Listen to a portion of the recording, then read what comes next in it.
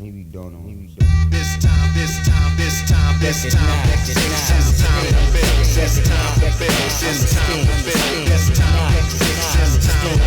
This time to build power. This time to build power.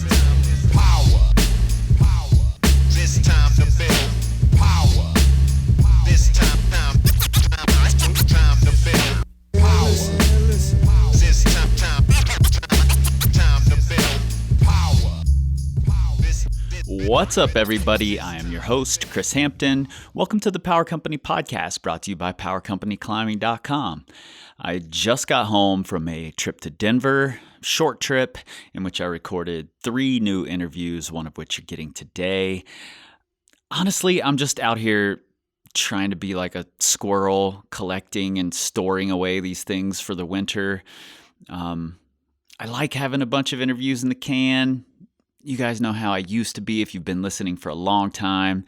I went through a lot of those during the pandemic, during the lockdowns, but now I've got my stores back up.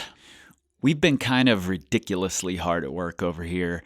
Lots of exciting new things have been happening and will be happening.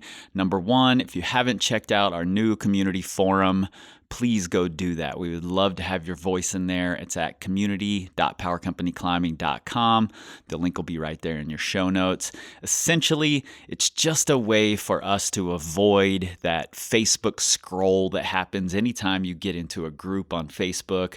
You end up just going all sorts of directions, and an hour later, you're still on Facebook with no idea what happened to that hour. So this is a way that we can talk with other climbers, we can discuss things more in depth and not get lost in that scroll. I love it. We've needed to do it for quite a long time. Now it's there. Check it out.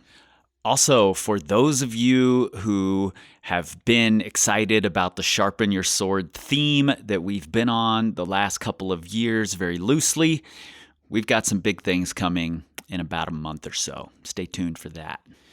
And I'm going to continue my vague announcements here because in just a few weeks, I'll be launching an entirely new podcast project that I've been working on with my friend and fellow coach, Paul Corsaro. It's a format and an idea that I've talked about quite a few times over the last couple of years, finally figured out exactly how to make it work.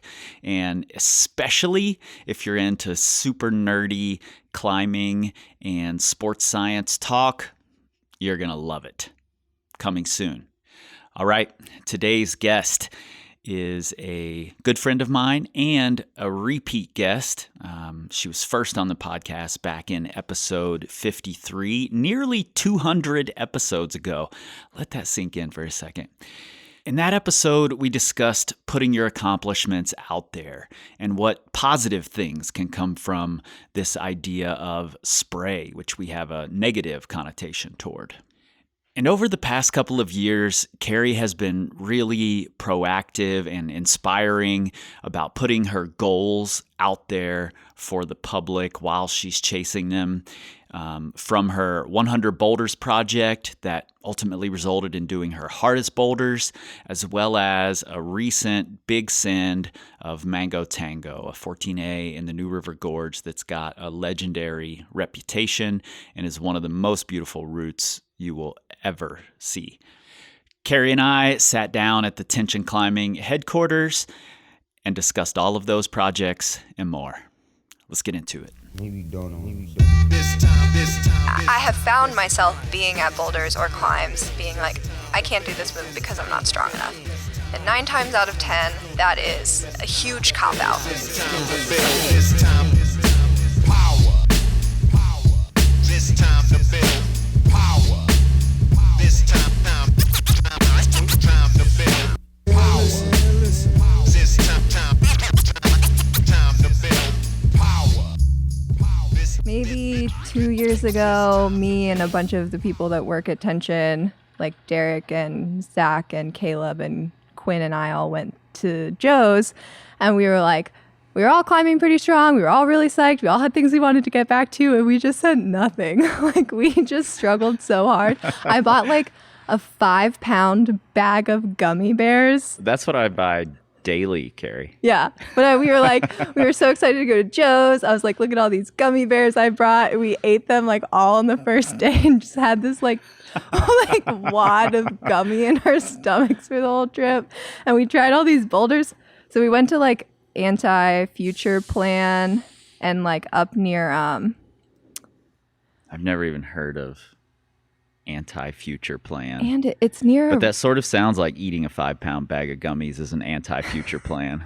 we just like we couldn't figure out where it started, and we all thought that we did the boulder, and then like a few minutes later we were like, no, we definitely didn't do the boulder, and we always like forget the name of it. And there's another one nearby that I bet you would recognize the name of, but I totally forgot what it was called. But none of us tried that one. It's just like a little bit more famous. And then we like went to like Playmate of the Year. Oh, and yeah. we like just tried a bunch of stuff, and like no one did anything. And finally, like we all tried electric fence.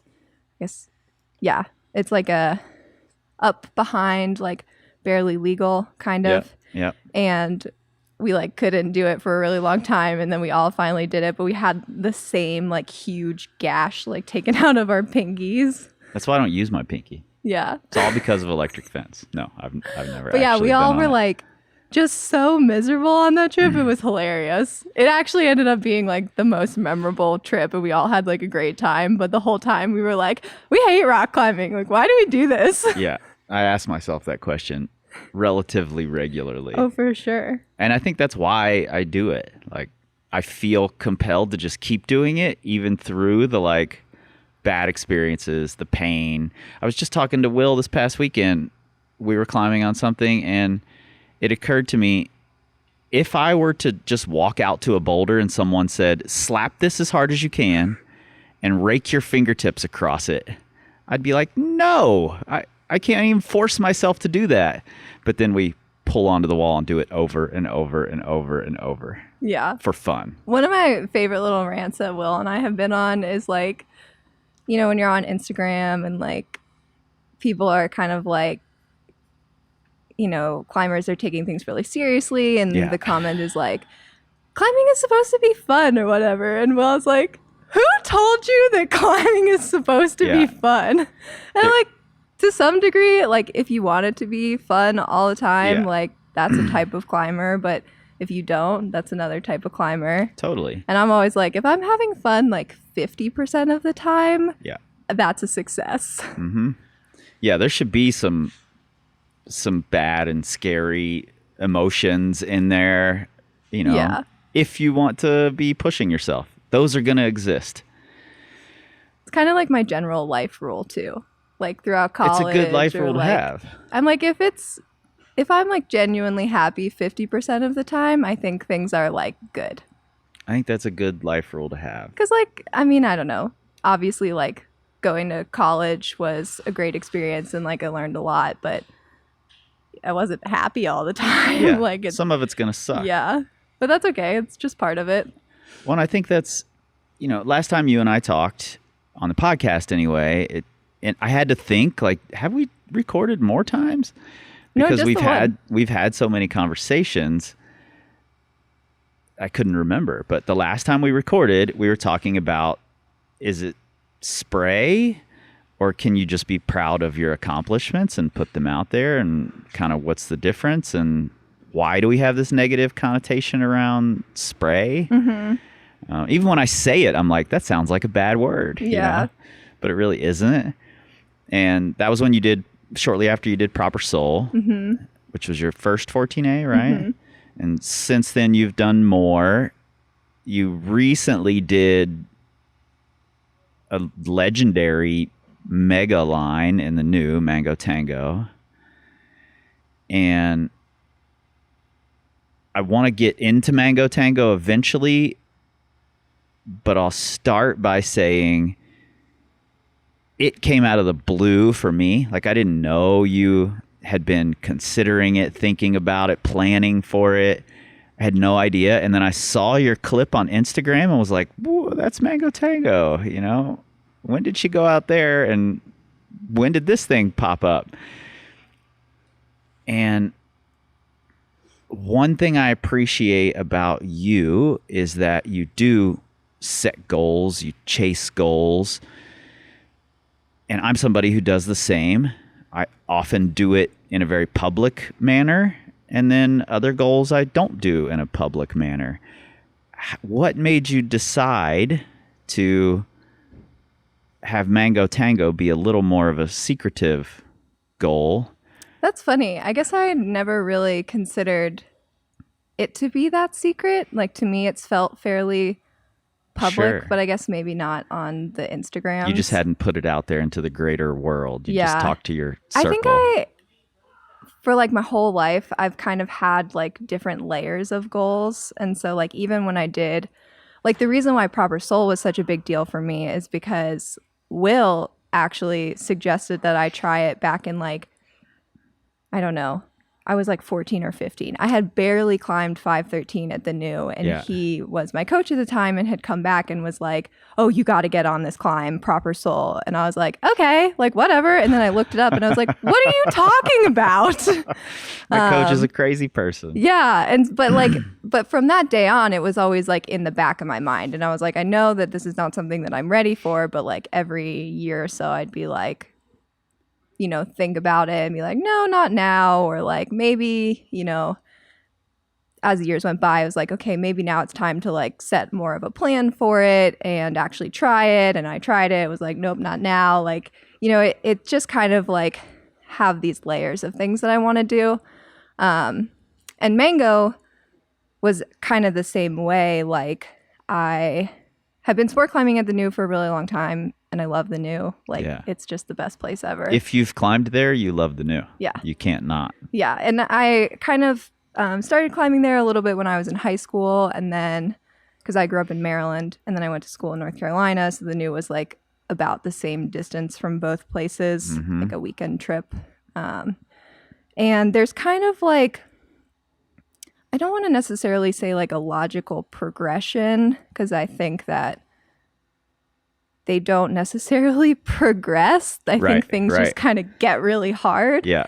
But in terms of like the lines that like you feel like you really want to do when you're climbing a certain grade, you know, like when I was climbing 13A, it was Apollo, Quinsana, Dial 911. And then we started climbing a little bit harder. It was Confirmation and BC and Mercy Seat. And then as I kind of like started working my way up, then it was Proper and Coltrane. And then finally it was like, okay, Mango. Like, I think it's time. But I've been joking recently. When I turned 21, my grandparents, like a month after I turned 21, they organized this like surprise family thing at a vineyard, and they ended up giving me like 2 bottles of wine. I was like, these are really nice bottles of wine. Like, they have to be for something important. Yeah. And I knew that I wanted to be trying Confirmation, and so I saved one of those bottles for that. And then the second one was orange. And I'd never tried mango before, but I was like, well, this bottle of wine is orange, so like it's got to be for Mango Tango. That's awesome. Yeah, I just like saved it for a really long time, and every time I go home, I'd look at this orange bottle of wine and be like, man, I gotta try mango. I love that you kept some sort of a note to yourself there all the time to keep reminding you of it. I think it's really easy for us, especially in this world where like we're applauded on social media for setting goals. It doesn't matter if we reach the goals or not, we just get applauded for setting them.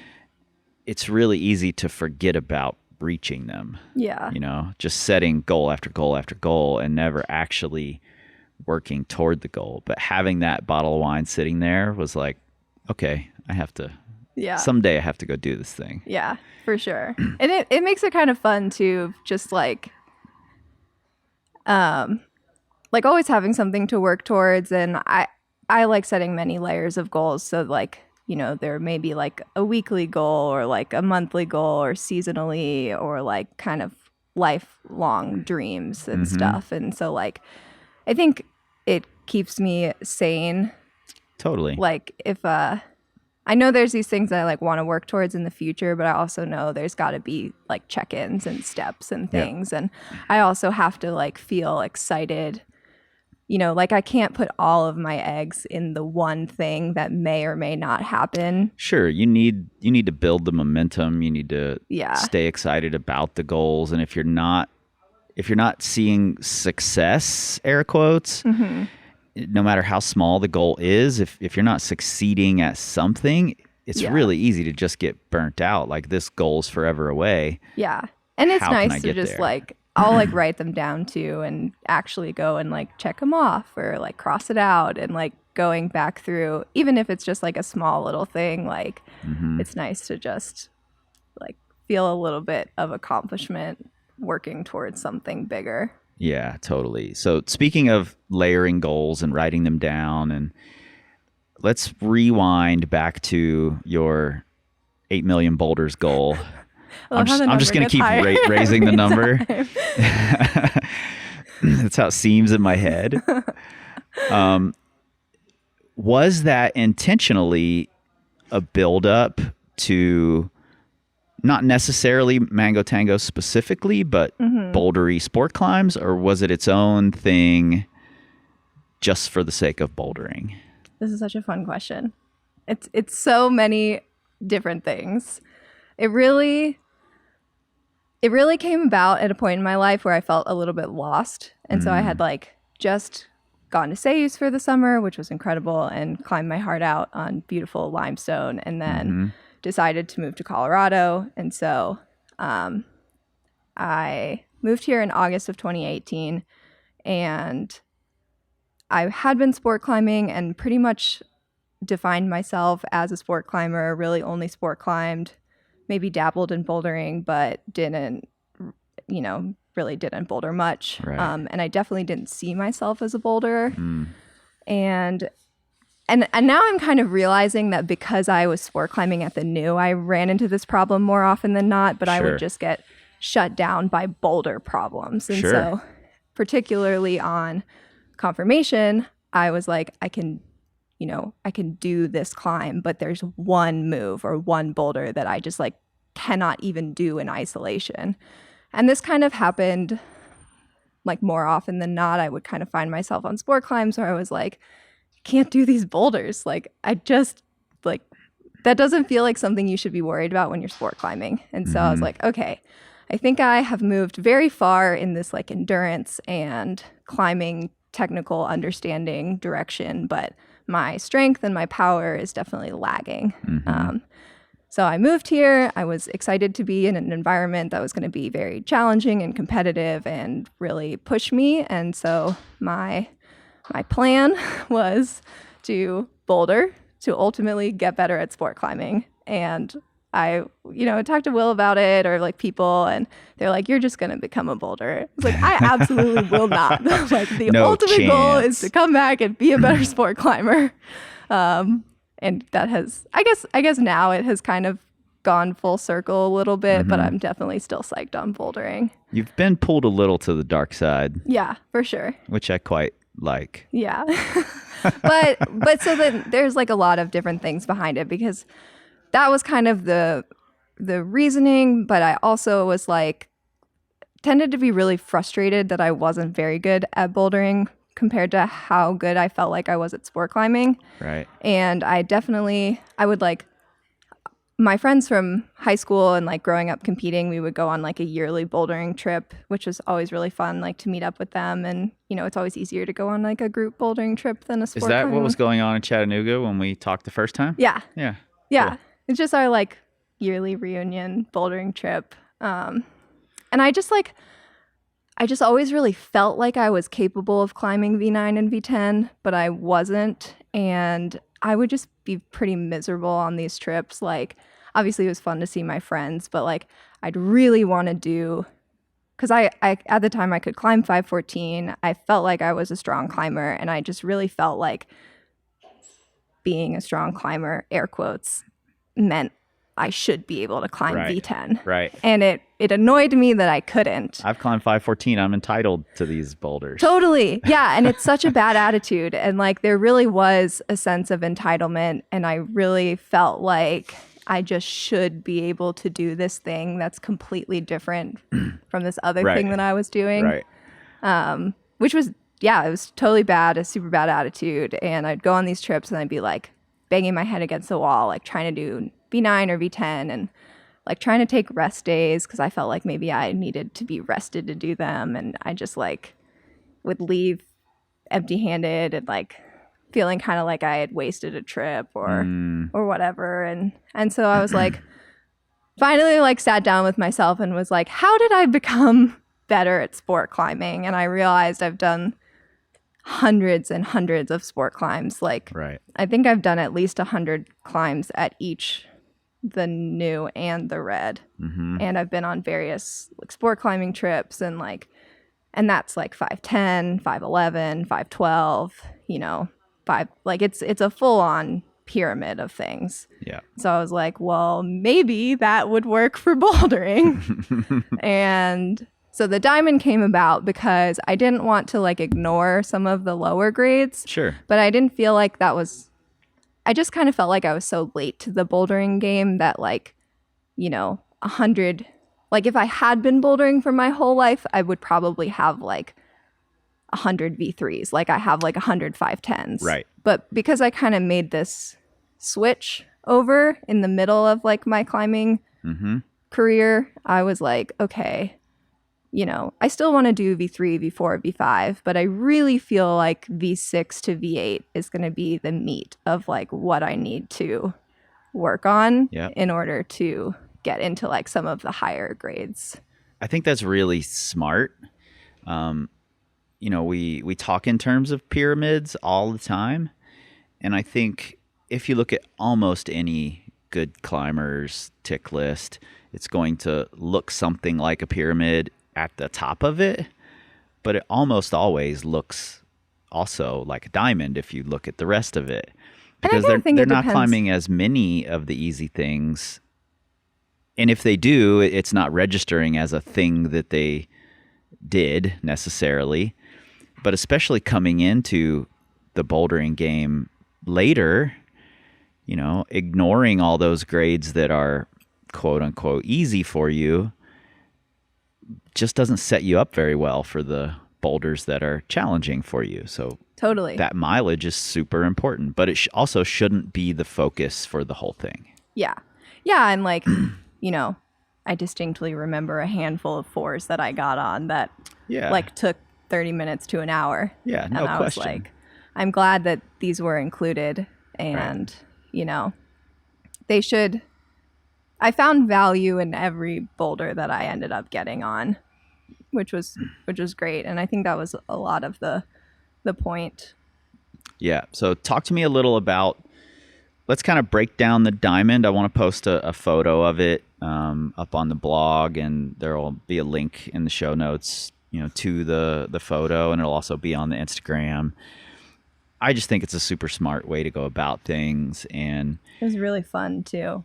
Yeah, and it having the like colorful, fun thing to write all the names on, and it's very nerdy, but that's why we're all doing this damn thing. If you're listening to this podcast, you're steeped in nerdy climbing already. Totally. So this is something that could be really fun for people. Talk to me a little about the diamond and the timeline that you initially put on it. Totally. So where does the diamond top out and where does it start? It starts at V3 and goes up every grade to V11. And at the time that I made it, my hardest outdoor boulder was V8. Yeah. I always joke that I actually sent my first like V9 or V10 on a sport climb because I had done Coltrane at this time. Totally. But I was like, the actual hardest boulder that I had sent outside was a V8. And I really just felt like I could climb V9 and V10, had nothing to back that up. Definitely had, you know, part of that like entitlement that we were talking about. Sure, but there's also something to be said for confidence. Yeah, and so knowing I was like, yourself. I just feel like if I work towards this for a little bit more specifically and be a little bit more dedicated to it, I think I can reach that goal. And then I wanted to push it one step further, which is why I had 11 on there. So it was 2 V3s, 4 V4s, 9 V5s, 20 V6s, 30 V7s, 20 V8s, 9 V9s, 4 10s, and 2 11s. And I started it on August 31st, 2018, and I thought that it would take me until August 31st, 2019. I wanted to do it in a year. I ended up finishing it in like the end of February of this year, so 2.5 years later. But it also ended up being about like 130 something boulders too. It took me a long time to finish off that second 11. And I just kept adding. Like, this was like my personal A-day. So whenever I would send a boulder, I'd just be like, well, I don't know where else to record it, so I'll just put it on the sheet. What do you think it was, the like time put into harder projects, or was it just the work and life and those things also getting in there that ended up taking so much longer than your original timeline? Or do you think your original timeline was just wildly optimistic? Definitely both. Yeah, it was wildly optimistic. But I also, like, in that time frame, got a new job, started working full time, ended up sport climbing some. So I had a few sport climbing projects that I got psyched on, and I was competing. And so I kind of was spreading myself a little bit thin in all aspects of climbing, which, I kind of originally thought that I would like 100% dedicate myself to bouldering, which for the most part I did, but I'm really glad that I kept doing the other avenues that also make me happy. Yeah, I mean, maybe it's spreading yourself thin, but then also maybe it's just broadening your skill set. Yeah. Or continuing to keep the edges sharp. Yeah. You know?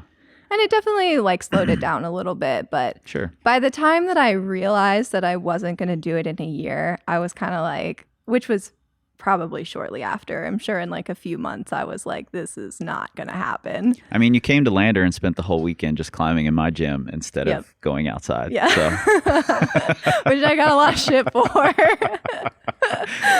But I appreciate it. Your spray wall's good. I was psyched.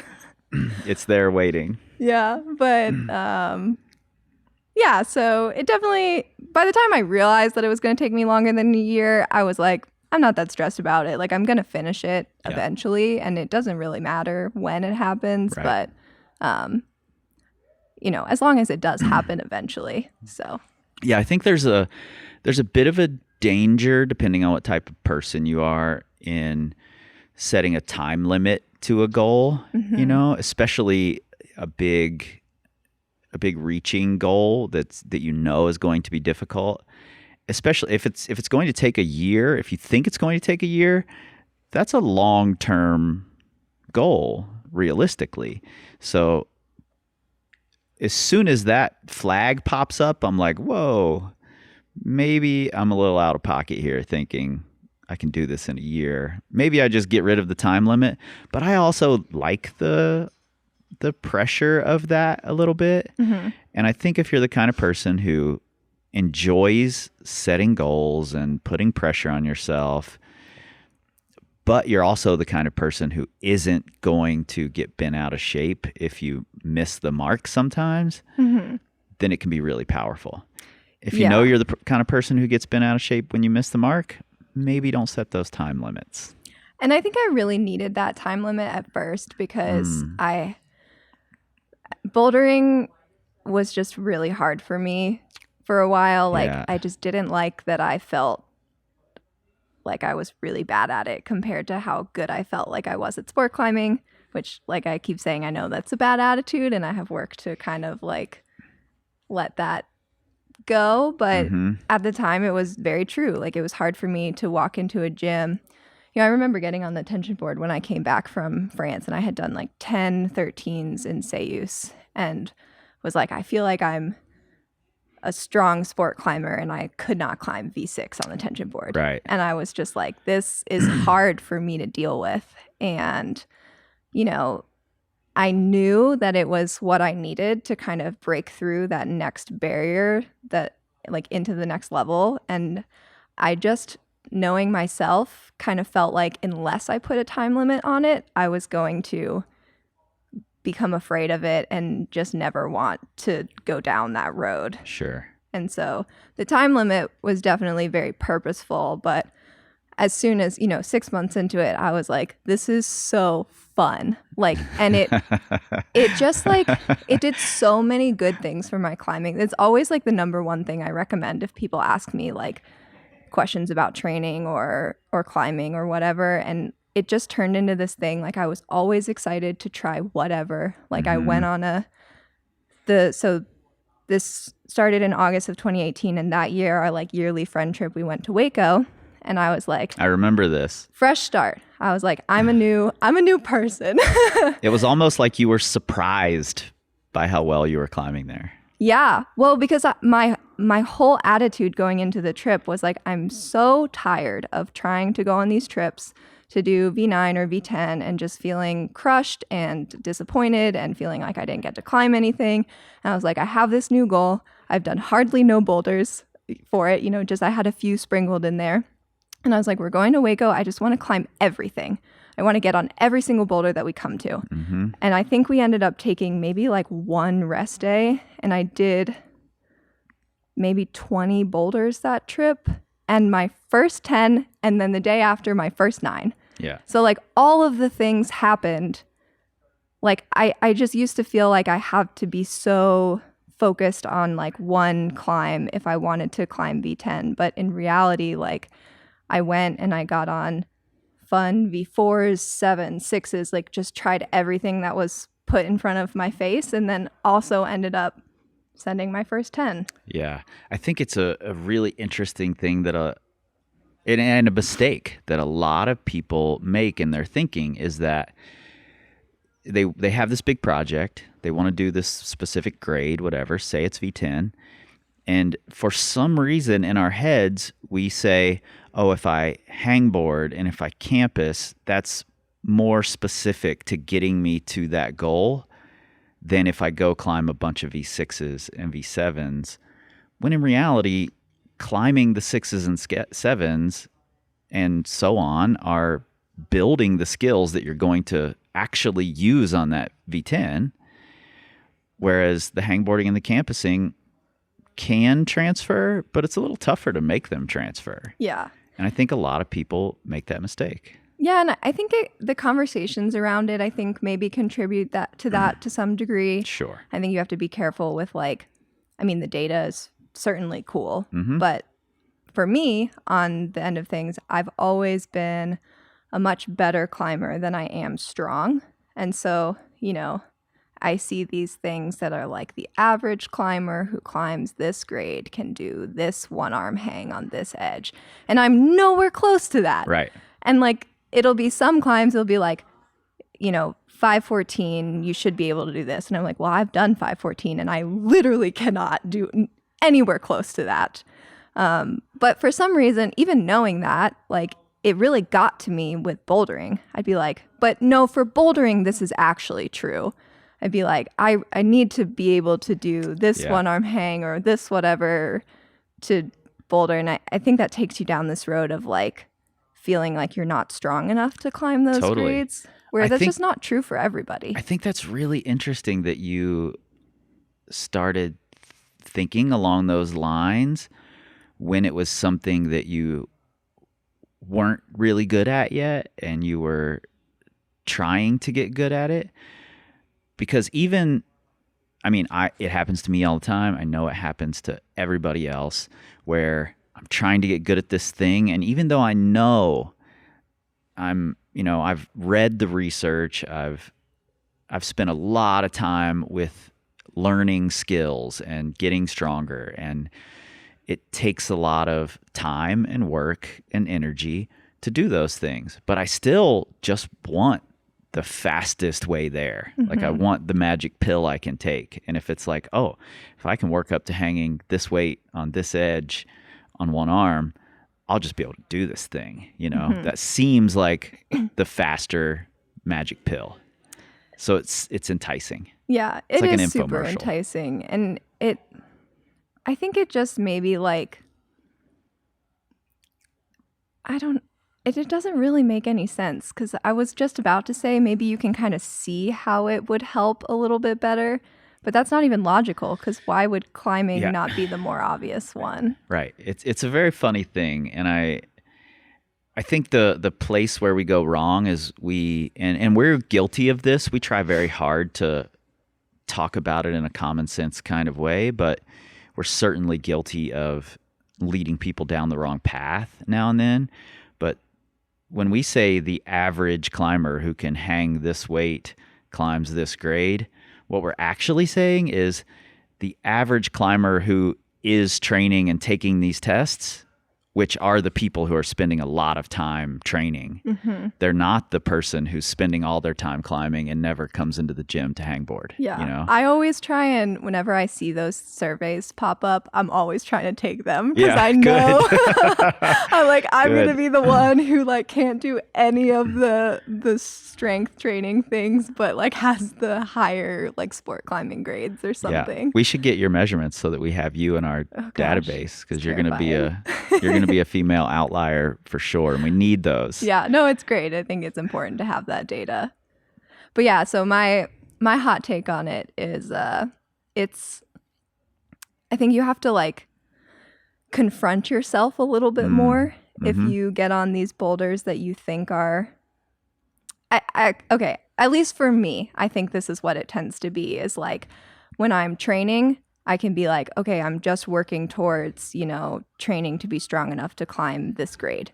Mm-hmm. But when I'm actually out there on the boulders and I can't do the grades that are the steps leading up to the grade that I want to do, it's a lot harder to like emotionally deal with than just being like, oh, I had a bad hangboard session.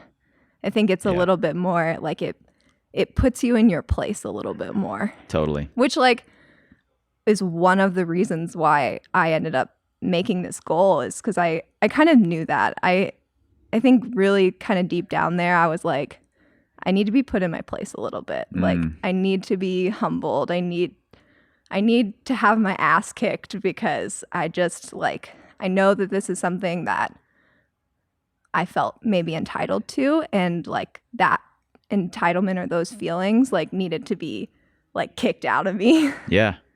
I think it's really important to know that, I mean, my book, The Hard Truth, is essentially entirely about being honest with yourself. It's a great book. I love that one. And I think it's something a lot of us could continue working on forever. Mm-hmm. Be more honest with ourselves. And we'll get so much more out of the energy we put in if we are. Yeah.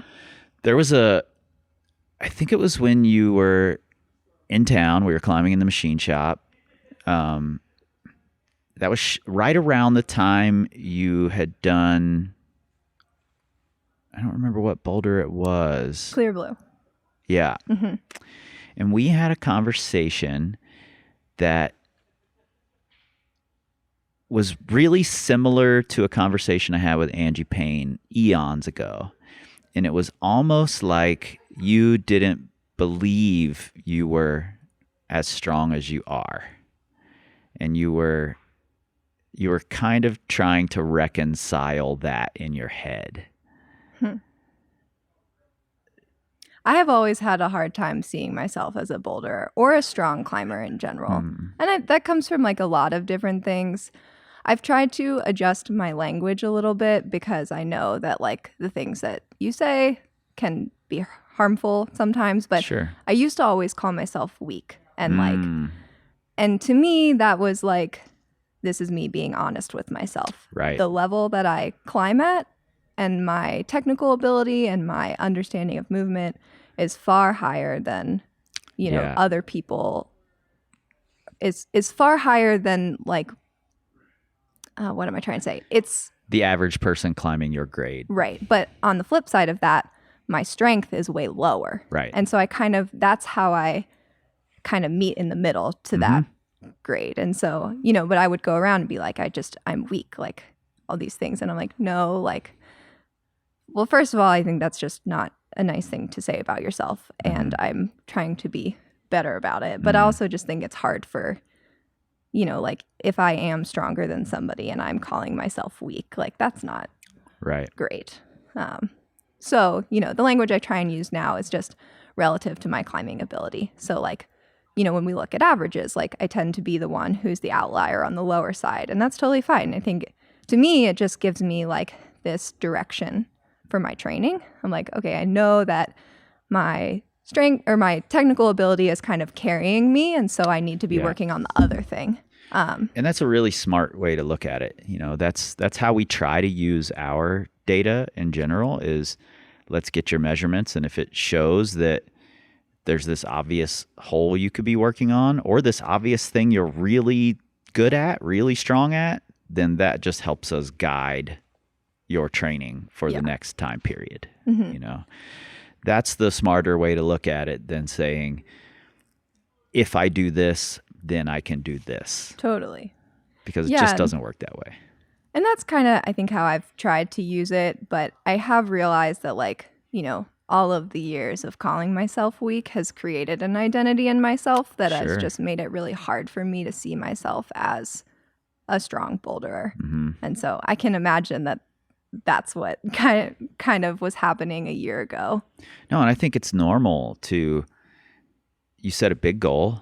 You're achieving these big goals, and you're a person who questions the how and the why of not only when you're failing, but when you're succeeding, and are trying to learn from it. So I think it's smart to question it and just say, is this really that great? I don't know am I that strong? Am I that good at climbing?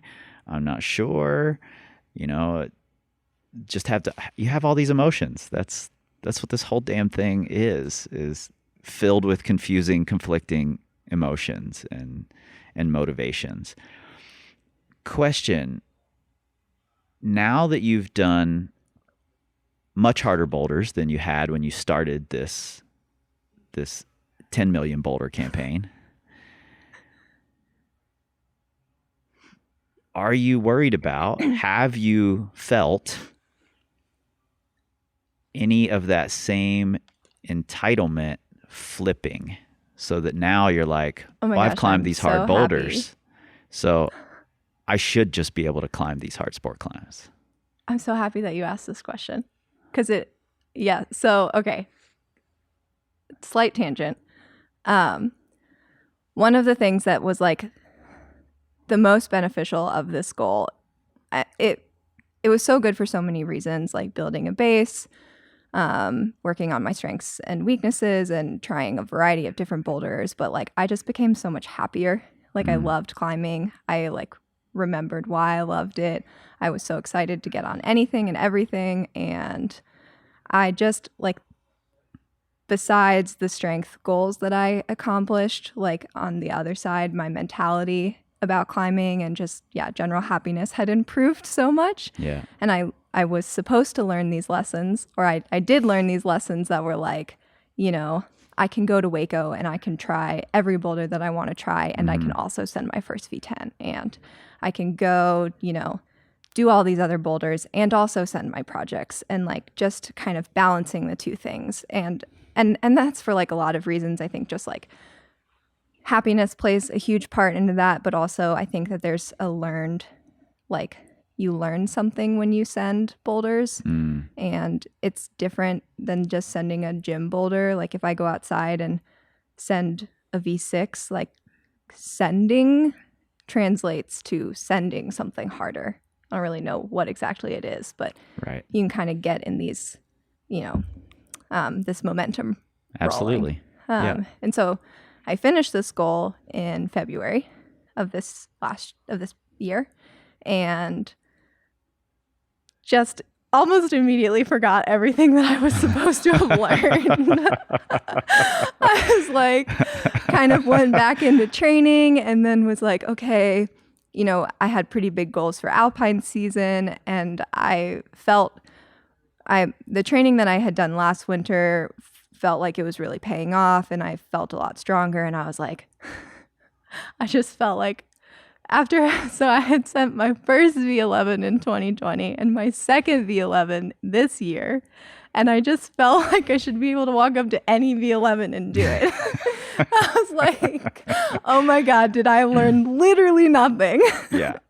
And so I kind of like, well, actually, it was kind of, the problem was exacerbated a little bit by doing No More Greener Grasses, my first session of this alpine season. So I had tried No More Greener a few times, maybe once or twice, but only maybe 2 or 3 times, but only ever after like trying Clear Blue. So I would like rip my fingers and bleed and then be like, I'm not doing this boulder today, so I'll try No More Greener because my friends are on it. But the first day that I actually went to try No More Greener this past alpine season, I did it, which was crazy. And so that was maybe bad for me actually, because from that point on, I was like, okay, like it worked. I did the training, I did the volume, like I can send these things that I want to be sending. Yeah. And then I went 3 months without sending a single boulder. I was like, I went to Lincoln and I was trying Tattooed and Honey Badger and like getting really, really close on them, but just not sending. And I was like, you know, spiraled all over again and was like, what am I doing wrong? And it's the same thing that I was doing wrong the first time. Like, just because I've done 1 or 2 doesn't mean that I can walk up to any boulder and just do it. And I wasn't taking the time to remember how to send boulders. And so like, I need to get on that V8 and just, you know, try and do it in a few tries, or that V6 and try and flash it, or, you know, challenging myself in these ways that helps me remember how to execute. Yeah. And so, yeah, totally. You know, I'm trying. It's a process. I'm learning. Yeah. You know, Nate and I talk a lot, and we just recently did a Patreon episode about are your skills current? And sending is a skill. And if you're projecting for a long time and failing over and over and over for months and months, your sending skill may not be current anymore. And it may be detrimental to keep working on your project once you've, you know, forgotten how to send is the wrong term, but that's essentially what it is. You kind of teach your body how to fall, and your brain, like your brain kind of gets into this like, okay, and now I fall. And this is where I fall. And I honestly felt that way about Clear Blue, because I had tried Clear Blue I pretty much dedicated most of my alpine season in 2019 to trying Clear Blue. And I felt like I had just trained my body and my mind to fall. Obviously, it's a short boulder. There's one pretty defined crux, but I would feel very close on it and just, you know, fall and then immediately get back on and do the move. And I was like, something is wrong here. And in 2020, I actually like made the slightest beta tweak that made it kind of feel like a new boulder. And it helped me. Yeah, because it almost made it broke that cycle of like, this is the same boulder and I fall in the same spot. And I found this new beta and I did it the very next session. Yeah.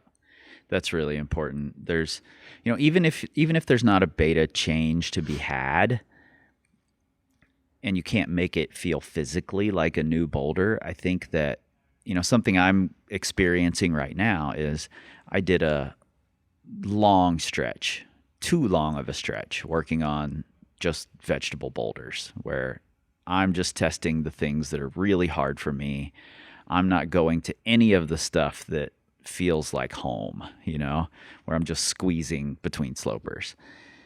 I'm grabbing tons of in-cut crimps and I'm climbing on vert or lightly overhanging things. And, you know, my hips are just getting worked trying to gain mobility for these moves I know I'm bad at. And I did that for a long time and forgot how to send and was getting like not having fun going climbing. And this season I was like, I'm going to start the season out by just going and sending things, you know. I'm going to drop my levels down a bit. I had a great 2020. 2021 didn't start so well. So I'm going to drop my levels down and send some things. And then all of a sudden I'm like excited again. I'm motivated. There's this big momentum building up.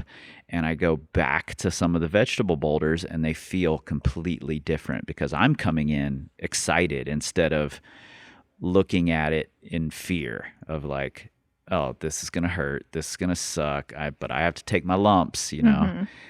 And all of a sudden the vegetable boulders are feeling easier and I'm sending them. And it's so easy to forget about that. It's so easy to be a little bit of a masochist and just bang your head against the wall and forget that sending is a skill and we have to keep it current, or maybe we don't send. I really enjoyed Nate Drolet's quitting strategy, because I think that to me that's something I've reflected on hugely because of my experience on Clear Blue. But it's like I should have walked away from that boulder a lot sooner than I actually did. And like it, you know, I think that sometimes if you continue to fall on a boulder, you're actually setting yourself up in the wrong direction. Yeah. It's actually more like detrimental than it is helpful. Yeah, I think so. Do you feel like, you know, you've finished your big 12 million boulders goal and then you went sport climbing? And I went sport climbing at the New, which is a very big asterisk. Yeah, it's Bouldering on a bouldery rope. zone. Did you go in feeling, and you had a really successful trip, so this is a tough question to answer maybe, but did you go in feeling more entitled for the hard sport climbs? Or did you just feel like your sport climbing skills would still carry over and the bouldering was just a bonus? Yeah, that's a good question. So I did alpine season this year. I was doing a lot of bouldering, and I know that the New is bouldery, and I know that I have a really solid base in sport climbing, and the original decision to boulder was actually driven by a lot of bouldery sport climbs at the New. And so I guess I had also been on Mango Tango before. So the first time I tried it was in 2018, and I don't think I did all the moves. And then the second time was in 2019. I actually felt really close to doing it. I had stuck the crux once from the ground and then fallen immediately after. And then Can we just pause there for a second? Because I think a lot of people listening, if they'd only done the crux move once from the ground, they maybe don't think they're close. But you did. And I think that's a product of, I understand how these types of climbs work. I understand my abilities in context with this climb. So I have a fine-tuned scale to say whether I'm close or not. And I think a lot of people take it for granted that you just know if you're close or not.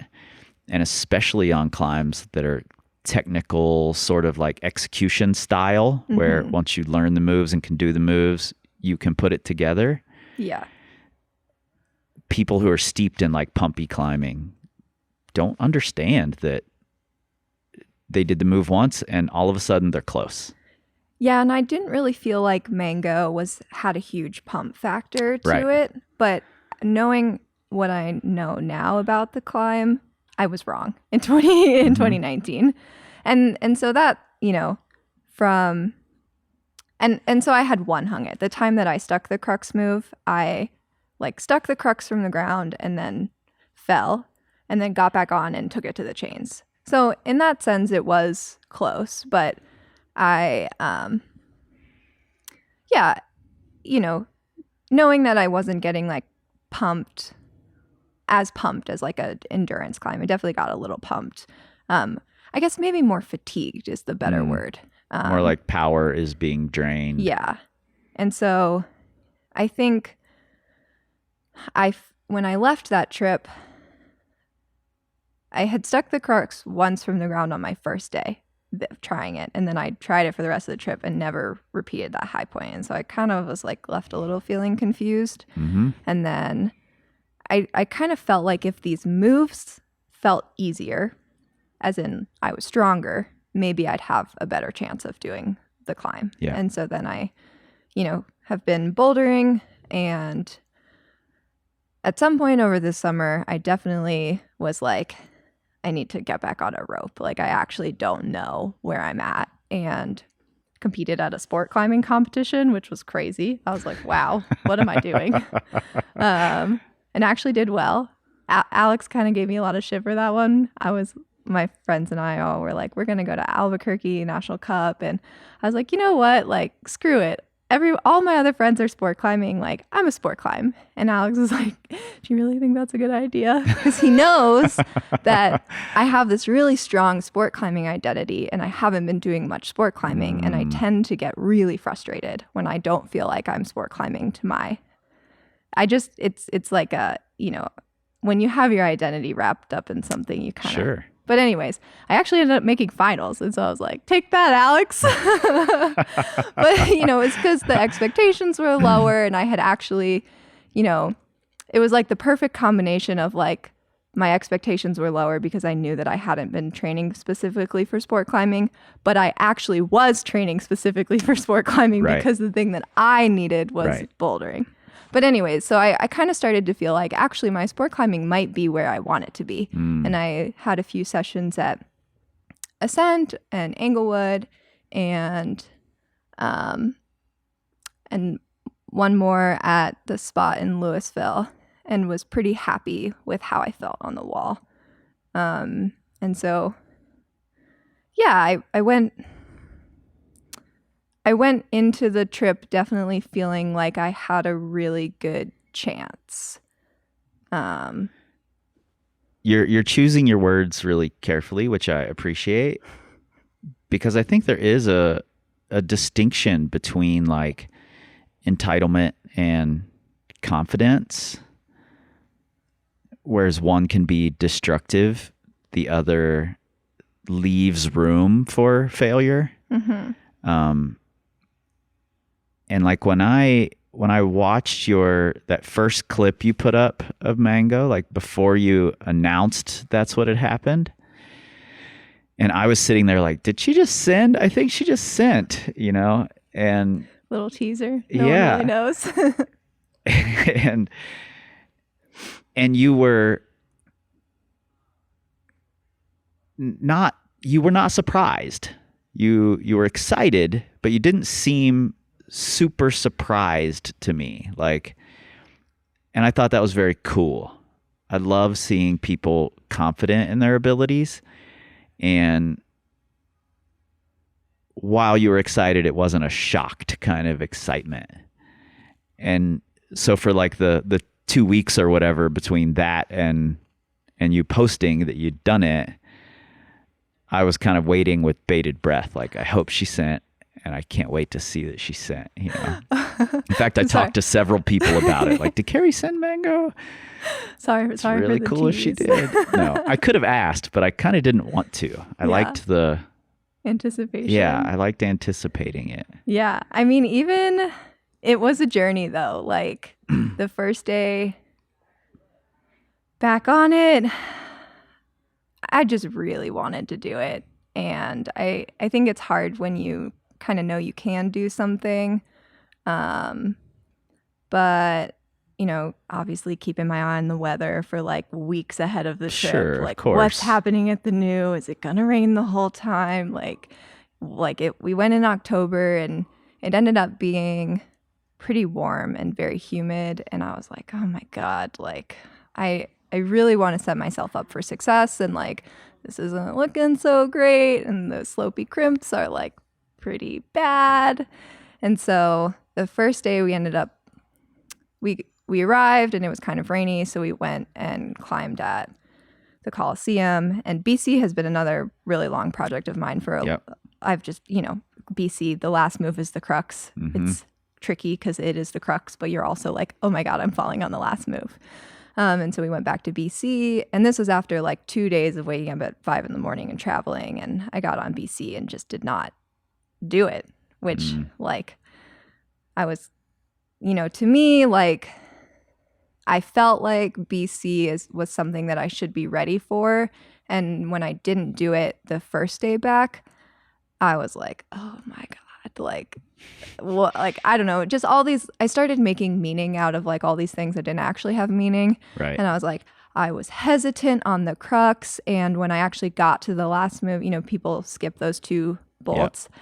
When I actually got to the move on point, I was scared and I clipped, and then I was like out of position, and I was just like, oh my God, like, what if I am not ready? I'm like hesitating, I'm shaky, I'm like nervous and scared and these things. I was like, ah.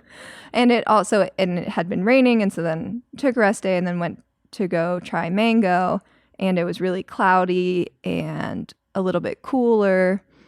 And I felt like, looking at the weather for the rest of the trip, I kind of felt like that was like I had to do it or else I didn't have another window. And that's a lot of pressure to put on yourself. And of course, I didn't do it that day. It was just like relearning the moves, but I had some really good goes. But, you know, the thing that I was thinking to myself was like, it has to be today. It has to be today. And that's, you know, hard to carry that weight up while you're climbing. Yeah. And when it wasn't that day, do you think it lowered your expectations? No, I think You just tacked them on to the next session too? I pulled out all of my tactics.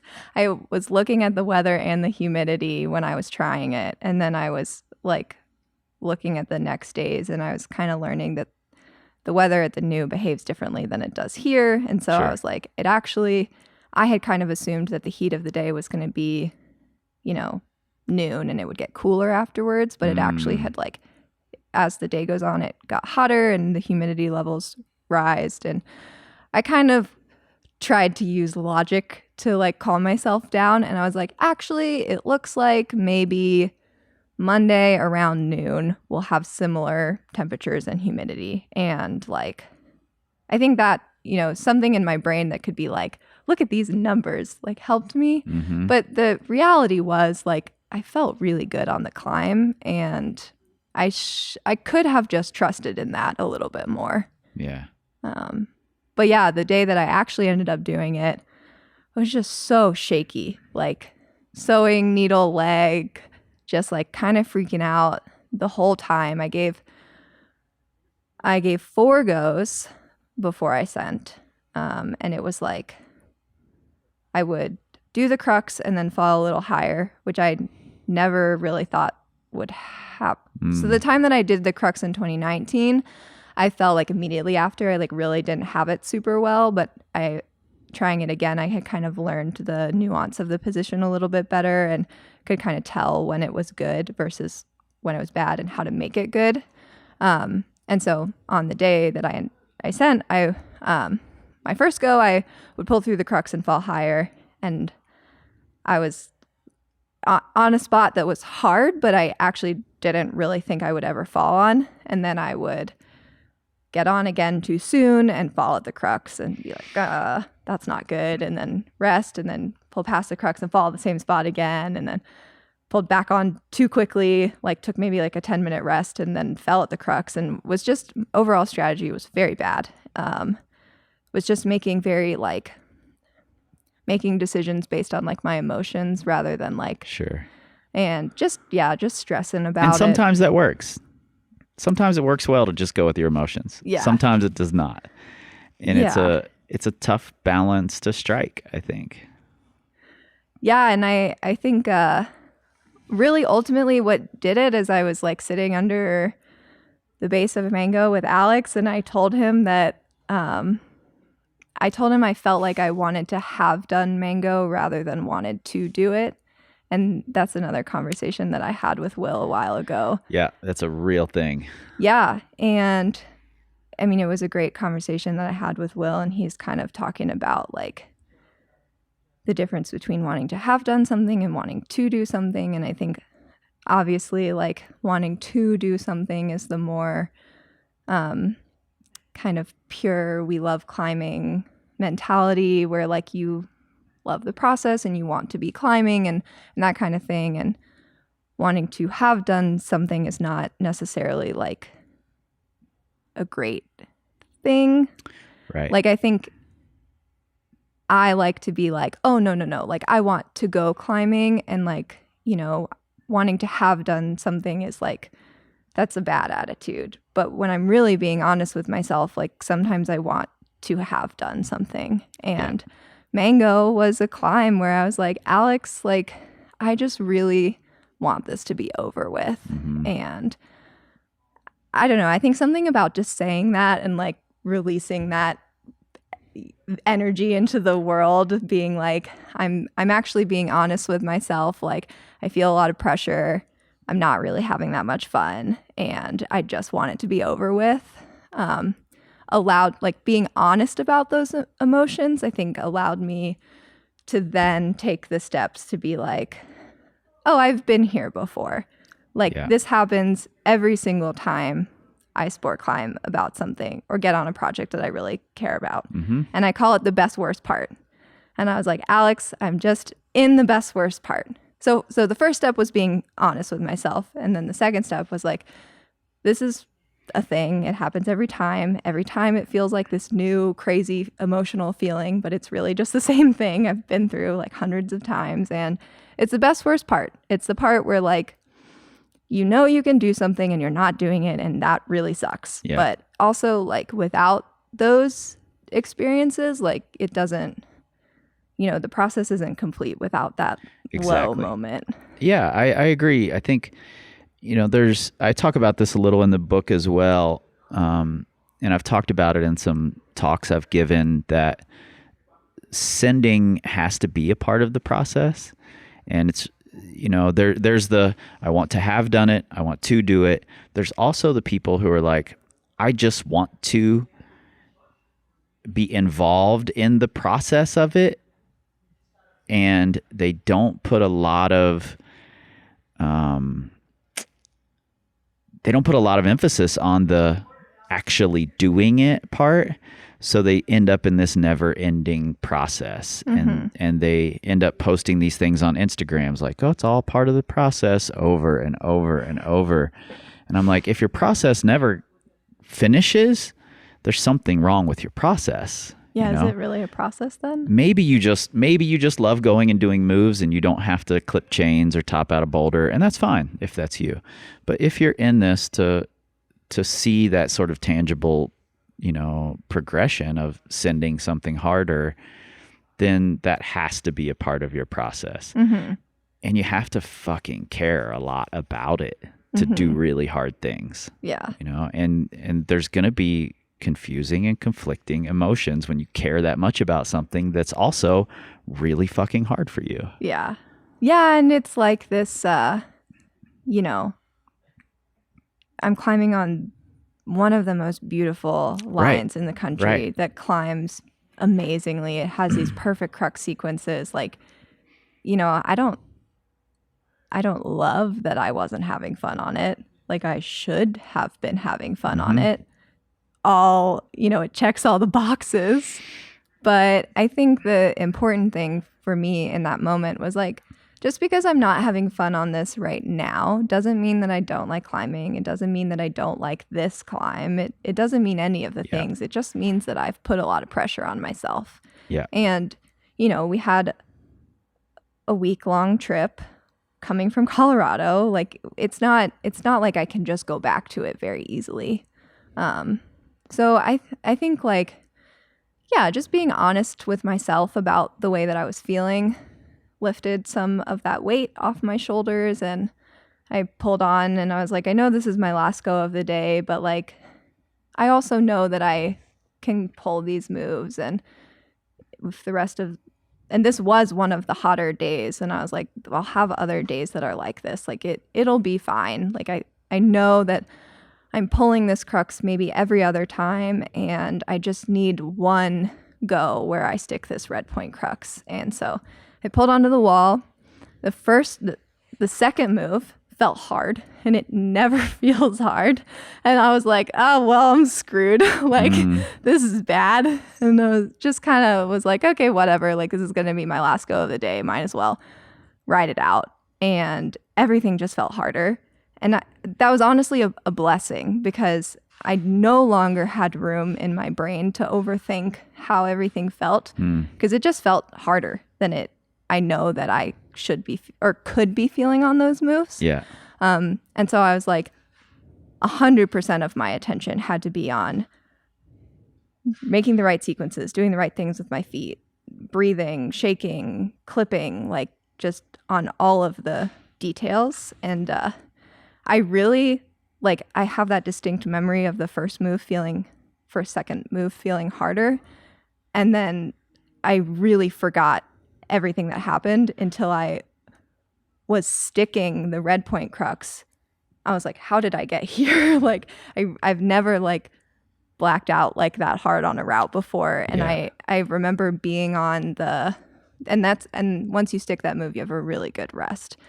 And I just like smiled. I was like, and I kind of, the thing that helps me get through a lot of sport climbing projects is like this idea that if I did it once, I can do it again. Mm-hmm. And so sticking that move was like the last little important thing for me, because I knew that I had just stuck it once, and so I would be able to do it again. And at that moment, just like I just did not feel any more pressure. I was smiling. I knew I had more days. I knew that even if it wasn't this go, it was going to be some other go, and just chilled on this rest. And the last little boulder is hard for sure.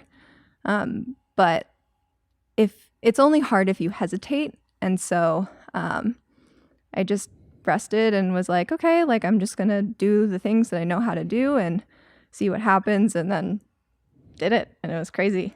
Felt so relieved. I love it. That's one of those skills that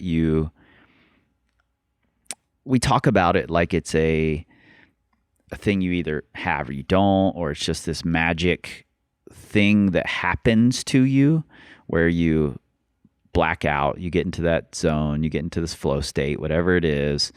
And it's not really a flow state necessarily because you're fighting the whole time. You know, you're not just flowing super easy, but you're battling and continuing to believe.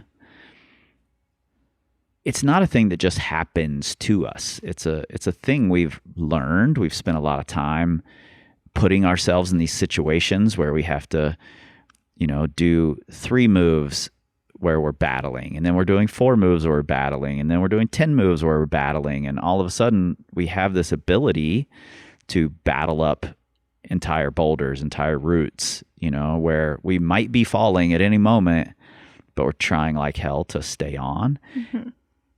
And we know where to put our focus. Our focus doesn't go on, I might fall. It goes on, here's how I execute this move, and I have to do that right now. And that's a skill you only build up by doing lots of sport climbs, lots of boulders, 15 million of them approximately. And I don't think there's a way to build that in the gym at all with any number of one-armed hangs. Totally. Yeah, and I guess I would say that honestly, I think that that's the first time that's ever happened to me. And I would not say that it's necessary. But it was nice to kind of feel like that finally my focus was just 100% on what needed to be done. Yeah, you had built all those skills to a point where they could be at least partially automatic, mm-hmm. and be just happening in the background while you were able to put your focus on one thing, one single part of what you were doing. Such a cool place to be. I have 2 places I want to go before we wrap this up. Not sure which order to do them in, so I'm going to start here. You made a post about Mango just recently where you talked through your beta and how it related to other people who've done the route. Mm-hmm. Why? Oh, good question. So the last time I had tried Mango was in 2019. And there's just not a lot of information about the climb. And there's really only, until recently, there's really only that one video of Joel Brady mm-hmm. doing it.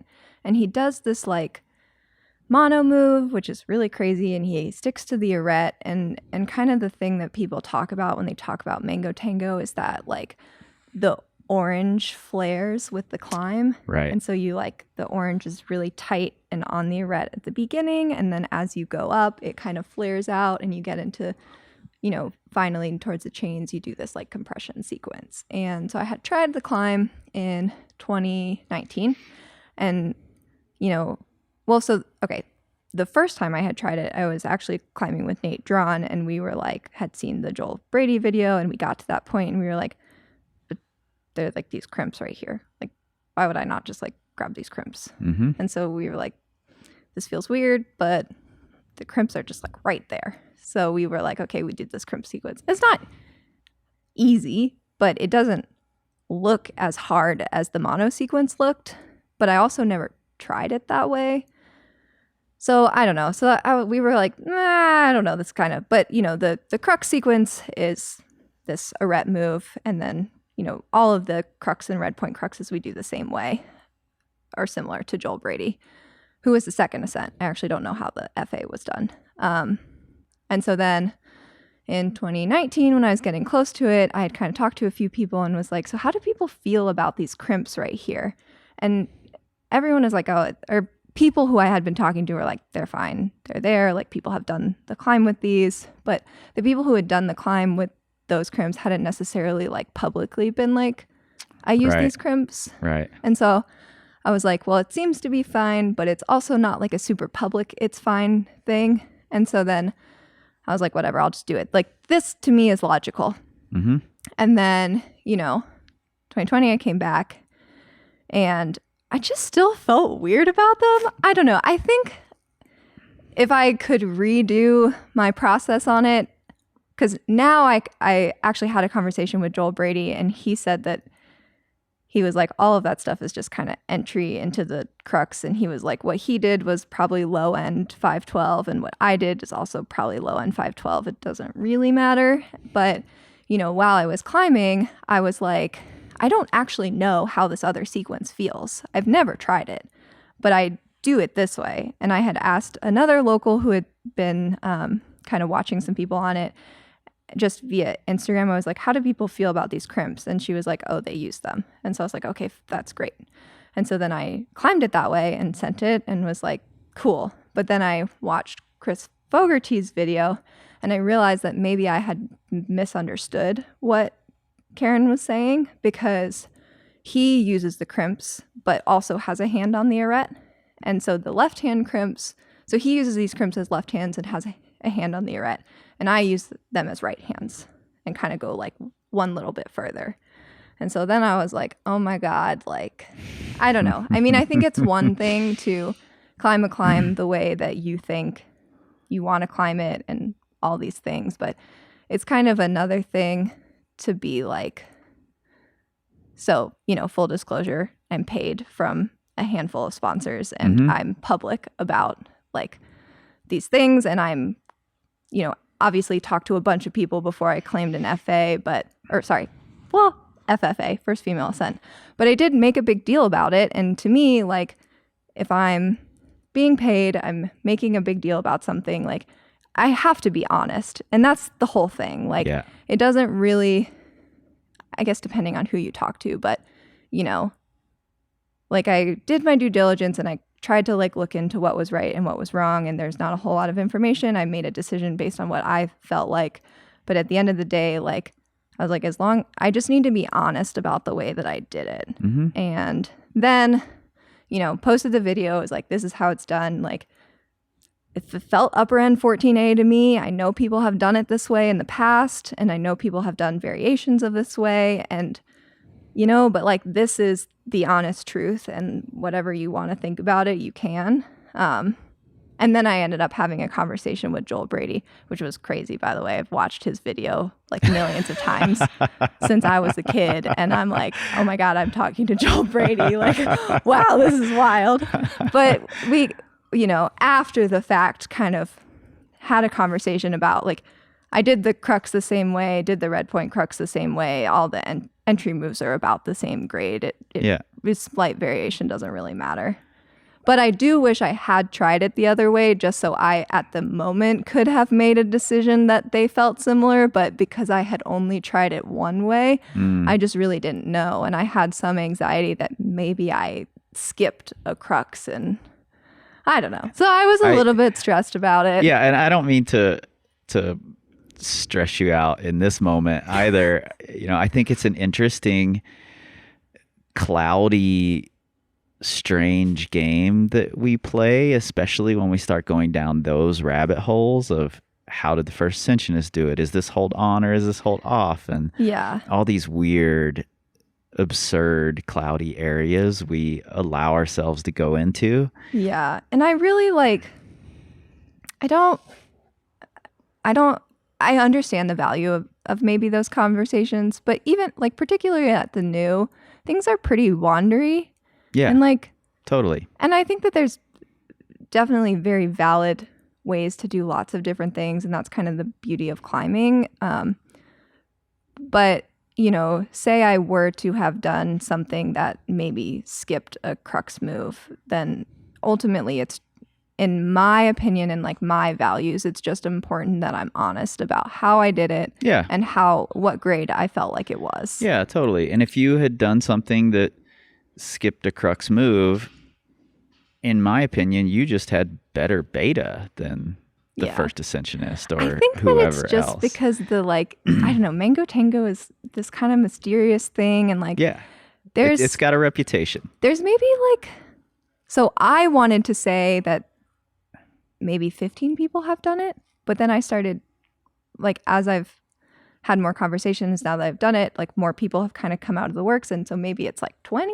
But there's still just that one video, and 8A says 8 people have done it. I know that there's more people that have done it, but nobody really knows who they are. Right. And then the one video that exists talks about how it's just the climb follows this orange, and it just makes you feel like it's off. Yeah.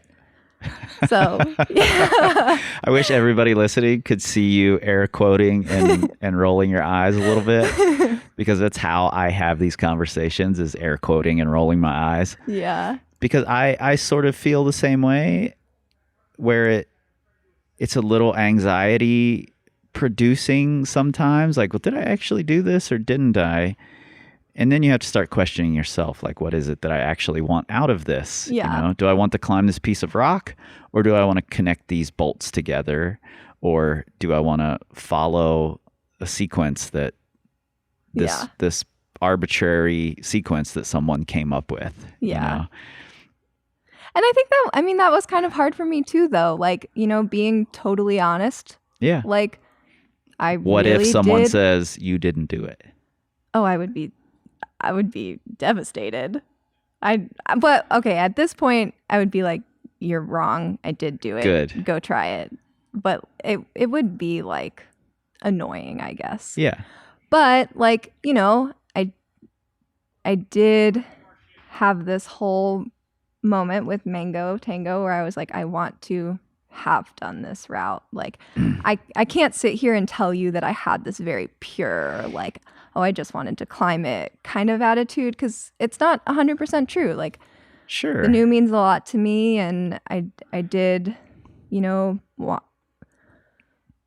this is a ultra classic, I don't know, kind of, it's a dream line, and I did want to have done it. And so I think there was just to start with, there was a little bit less of a pure attitude about it. I don't even know if it's possible to be pure. We're going back to eye rolling and air quotes here. I don't even know if that's a possibility. But I guess that's just to say that I can't sit here and be oh, I just climbed this for myself, because that's not true. Sure. I did really want to do it, and I knew not a lot of people had done it, and I speculated that no other women had done it, and it, the new means a lot to me, and it's kind of cool to be, adding myself to a small part of its grand history. Yeah. So, if I'm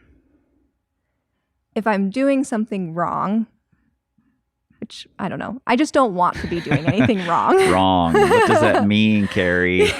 What does wrong mean? I'll say this. I've been having these conversations with myself for the better part of a year now, sort of surrounding a project I'm working on about the history of this and the emphasis we put on the importance of the first ascent, and sort of rewriting the history for myself, at least in how I view it.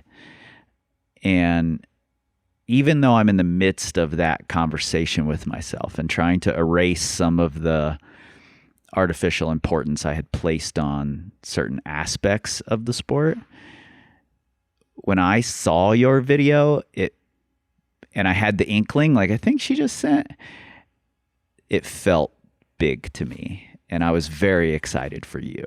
Oh, well, thank you. So, and I guess like to kind of maybe wrap that up, like really the only way I think something can be done wrong is by deceiving people. And so the fact that I was like, here's the send footage, here's how I did it, here's how here's how maybe it's differed from the second ascent. I honestly still don't even know how the FA did it. And like, this is the grade that I thought it was. All these things are facts. And I guess grade is opinion. But, to me, now I can never have done it wrong because I was honest about it. Yeah. And maybe you're, the next young woman coming up who wants to climb it can look at your video and feel less intimidated by the fact that there's this different sequence now out in the world, and they don't have to get as wrapped up in the details of is this right or is this wrong. And, and I think that's really important. So I'm glad it's all out there. Yeah. Last question. A little off topic, but not really. When I say technique, what do you feel like that means, and where do you place yourself on a scale of 1 to 10 when you think of your own technique?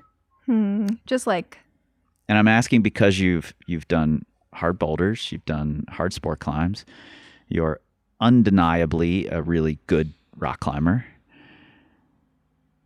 and I think this technique is this weird, cloudy place where a lot of us,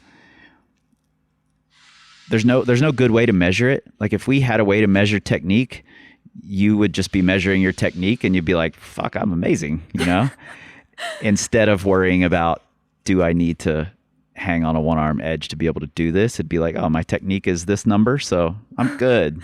Yeah. Technique number, this. Strength number, this. Okay. So I'm curious, what does that mean to you? Do you feel like you... Let me ask it in a more pointed way. Do you feel like you know all the techniques? Oh, absolutely not. I guess the only way, that's a funny question because when I think about it, the way that I rationalize it is comparing it to strength. Because I'm like, okay, so Quinn can one arm hang this 15 mil and do like 5 pull-ups, but I can do this move that he can't do, so I'm technically better. Yeah.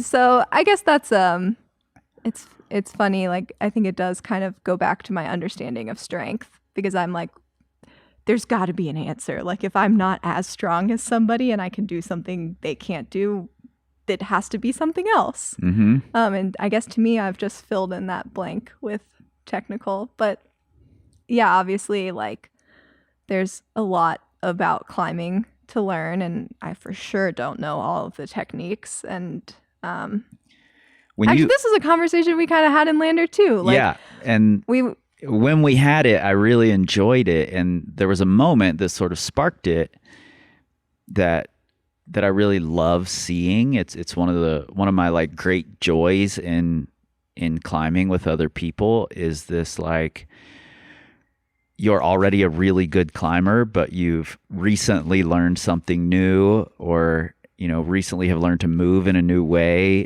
that you're finding exciting, and I just fucking adore that so much. And in the position that I'm in, I regularly have conversations with people who are like, well, my technique is fine. I just need to get my hang numbers up. And I'm like, oh, if you're stating that your technique is fine, then maybe it's not. Mm-hmm. That's sort of how I feel, because all of the really good climbers I've climbed with take so much joy in learning new techniques, learning new ways to move. Yeah, and I really enjoyed our conversation too, because we tied it back to language. And we were saying, there are these spaces, like groups of people that climb together and they create language for moves, because I think what's holding us back as a community in terms of our understanding of technique is that we don't really have words for different types of moves. So, around here, the people that I climb with, we have the Rosie, which is Michael Rosado's like crazy cross through fling back move. And we've got the like groany snatch, which Zach Gronewald does. Will's got his squeezy feet or pinchy feet, and there's a Flausen, and like we try to build more words for the ways that you can do climbs and hold grips and stuff.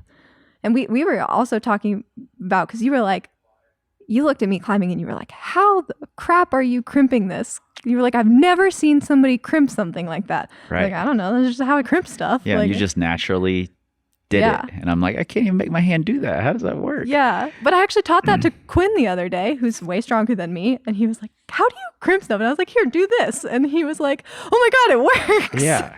But yeah, I think like, there's not a lot of language around all these moves, and there could be, because when people think of technique, I think they think there's like 5 things. Right. There's a dyno, you can do something statically, dynamically, there's dead point, drop knee, smear, right, Gaston. All heel hooks are created equal, all toe hooks are created equal. Yeah. Whatever. But that's like a fraction of all of the small things that are out there. And so I guess that's a very long answer to your question, but I guess my understanding of my technical ability is just relative to my strength. And I know that, kind of by comparing myself to others, which obviously isn't always great, but sometimes it's helpful. I know that I'm lagging in this one area. And so it's useful for me to work on it.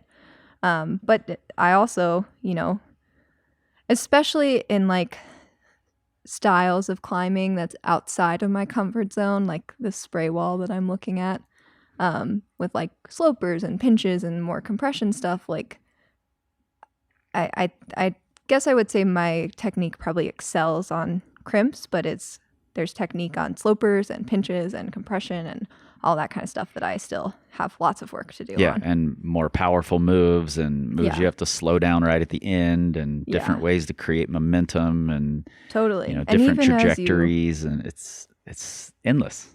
And even as you like gain strength, there's a process where you have to learn how to apply that strength. Absolutely. It's not just automatic. Yeah, I don't know if I talked to you about this or not, but when I had my like epiphany that, okay, I've been doing myself a disservice by saying my half crimp is just silly strong, I don't need to full crimp. When I found one hold that I couldn't half crimp and I had to full crimp it, and then I kept trying to move and I couldn't do it. So I asked my friend Josh, who had flashed the boulder, I'm like, where would you put your feet for this move? Just occurred to me, like, maybe I'm not doing the move right because I've never held a hold like this. Mm-hmm. And he said, I'd put my foot here and here. And I'm like, I would not put my feet there at all. It would not occur to me to put my feet there. And I put my feet there and I did the move. And I was like, whoa, I just learned a new grip, which opened up this whole new world of body position and foot placement, and that I now get to learn.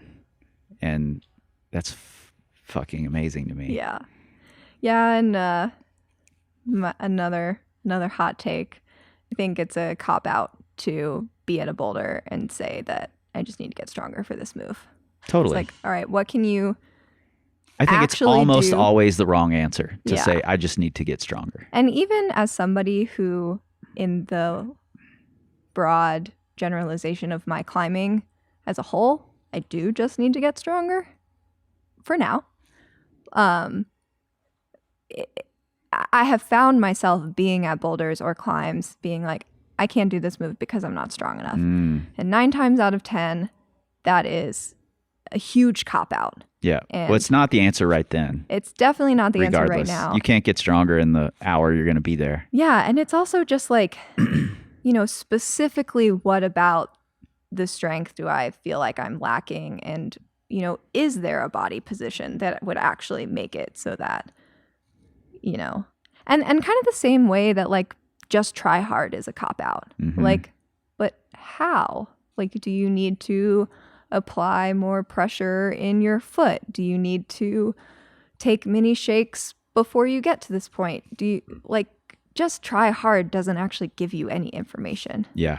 And sometimes maybe it is like something in your brain just needs to want it a little bit more and you need to try hard. But more often than not, I think it's specifically what do you need to be doing.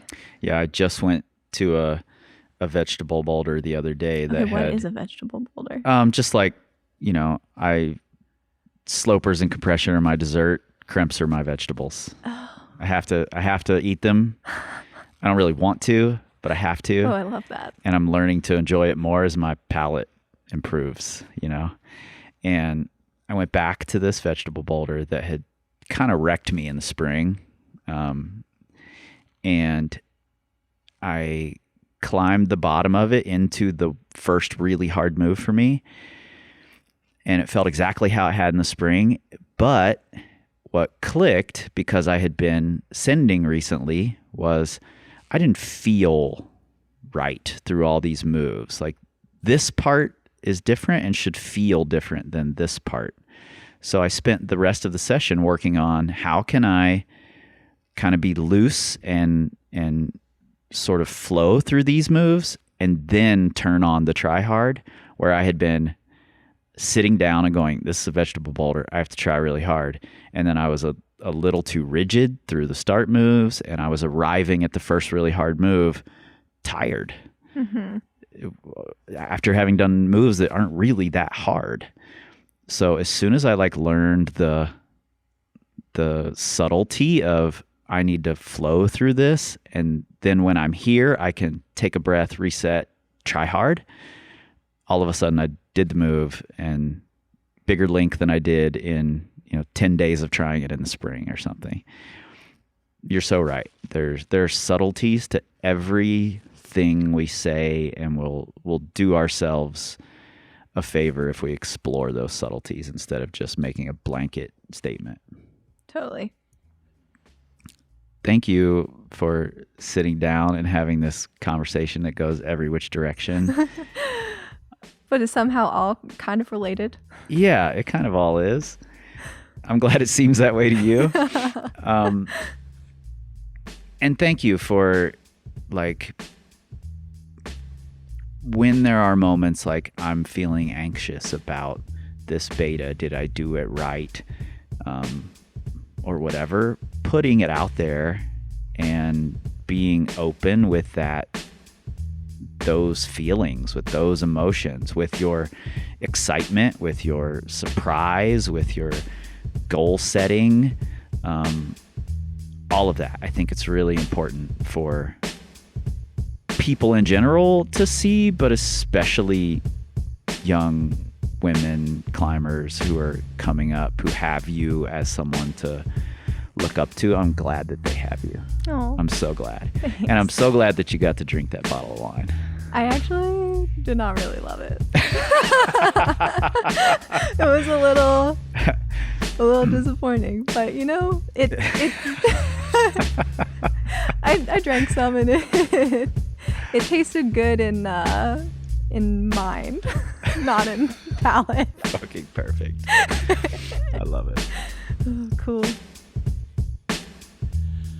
This will certainly not be the last time that Kerry Scott is on this podcast. I I absolutely admire her persistence, her dedication, the way she approaches it with humility, as well as a very human sense of confidence that can waver and be built back up. I love it. It's what we need to hear more of. Thank you, Kerry, for putting it out there. If you want to see some close-up photos of Kerry's diamond of 100 boulders, which actually turned out to be 130 before she could get her top boulder on there, then you can do that right there at the link in your show notes in your pocket supercomputers. It's also on my Instagram today as this episode goes out. You all know where you can find us, powercompanyclimbing.com. Check out the new community forum at community.powercompanyclimbing.com. We'd love to see you in there. You can also keep up with all of my vague announcements as to what's coming right there on the Instagrams, the Facebooks, the Pinterest, the YouTubes. Some of those places, at least, I'll be making vague announcements. You can find those links in your show notes, in your pocket supercomputers. You can look for a link to the Twitter. You're not going to find one because we don't tweet. We scream like eagles. Maybe don't know.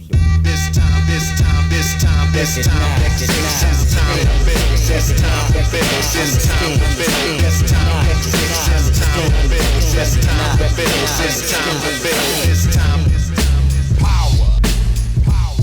This time to build power. This time to build power. This time to build power. This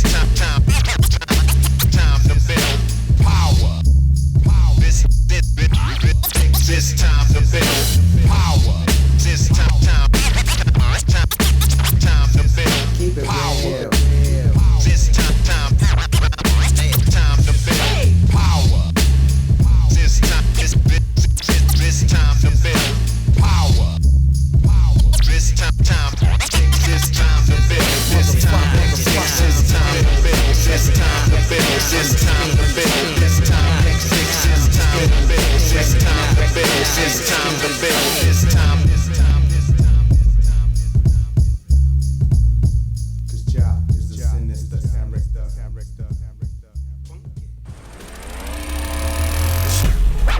Structure audio.